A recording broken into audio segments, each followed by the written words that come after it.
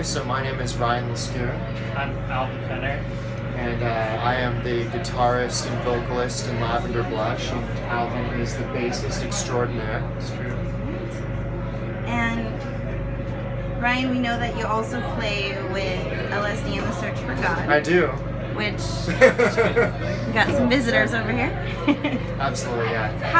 How do you think this differs from that, or is it kind of like connected in a way, like inspiration-wise or sound-wise? It's a really interesting question. I feel like Andy and I have similar approaches to music, and it's really cool because we nerd out about the same kind of stuff, which is really great. We talk about music a lot. I think that there are some differences. I think that where LSD has a lot of influence with kind of more psychedelic, sort of 60s kind of garage rock end of the spectrum, I think that my music tends to be more inspired by a lot of like Sarah Records, a lot of the late 80s English kind of indie pop music, and it has that kind of element a little bit more. So I think that's one of the differences, I would say. Yeah. And do you have any other bands that you're currently in? For me, I do like a trip hop project on my own called Neat Beats. Like neat, like that's neat. Sometimes people say, like, think I say meat, like a red meat. Meat beats. It's not Like meat Michu? beats. No. Different meats? It's like meat. It's like but that's a really neat thing you got there. It's really not a neat very good name. I thought of it like a long time ago. I wish I hadn't taken it, but I'm stuck with it now. His music is really good. It's really different from what we do in this project, but it's amazing. This project lets me like get my like I don't know, kind of Your rock and roll rock going. and roll, yeah, a little more punk rock, like out a little bit more. I don't know. It's just a very like energetic, the communal aspect of music and stuff like that. It's really refreshing because the stuff I do is like very hermity and just. Well, since we were talking about names, how did you guys get the name Lavender Blush? I've always liked colors in band names. It's a very strange thing, but I kind of have this funny. I felt like it rolls off the tongue really nicely. We live in this era where every band name that you could ever think of is probably taken.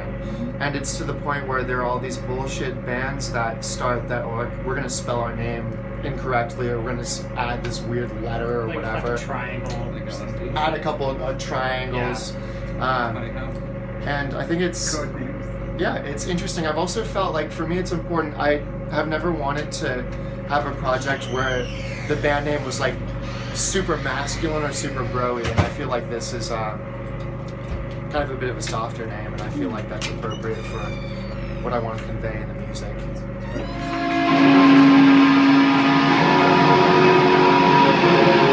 Thanks.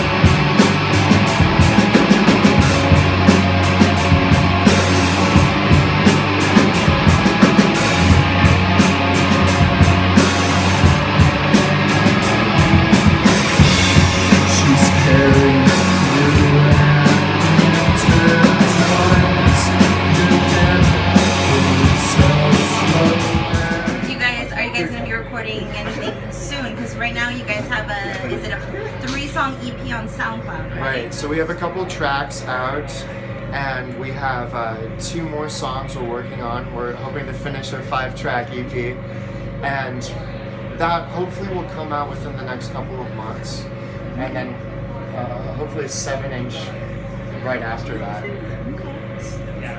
And do you guys, when you guys record, is it you guys do it yourselves, or where do you guys record? Yeah, we record all at home at this point. We're going to try to keep that going for the most part. We're going to try to do all of our recording on our own in our practice space rather than using the studio. Yeah, we've been moving towards that direction lately.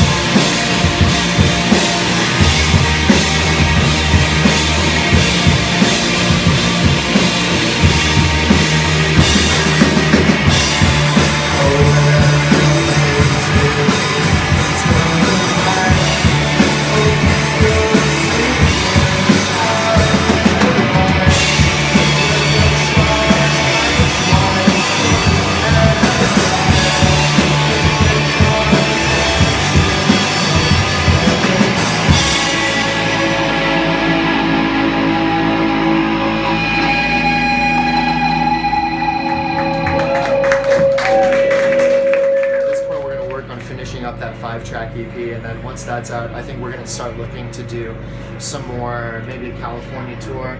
Yeah. Maybe we'll go back down to San Diego and visit our beginnings, sort of. That'd be nice. We have some sister bands down there.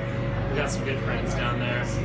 Did you guys go to school together? Is that how you know each other? That's how him and I met in particular. The other guys I've known from, I knew one of them since we were kids, and then the other I met in high school or just right outside of that, actually.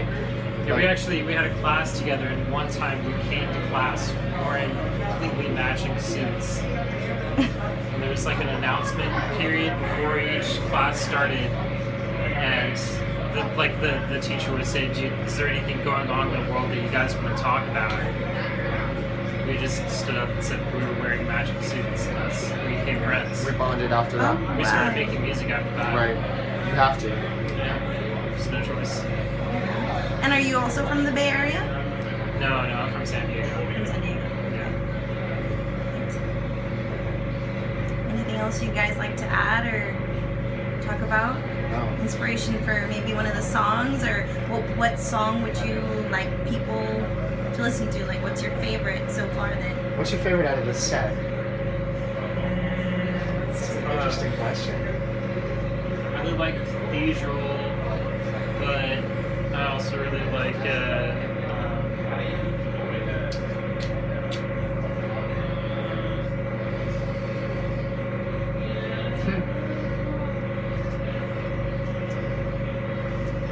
also really like Ultraviolet. Yeah. I don't know. It's funny because I feel like some days some of our songs like really are the best, and other days other ones are. Okay. So it depends maybe on your mood, Yeah. what kind of day you're having. Yeah, I Yeah. think that the last song that we played tonight, Shadows, is one of my personal favorites. That's one that I feel like it's almost like I don't have to think about it. It's almost like we don't have to think about playing it. It just happens. It feels very natural. And that song to me is really, I feel very personal about that one. When you guys write songs, is it you guys do separate and then come together when you practice and kind of share ideas, or do you guys kind of jam, or is it a mixture of both? We're not really a jamming band so much. I think It's mostly him. I feel like after he brings the songs to the table, a lot of the times each individual member of the band will kind of bring their own flair to it. But like overall, it's him making the recipes and us baking it. I guess if you want a shitty metaphor to like tie it to, you can do that one.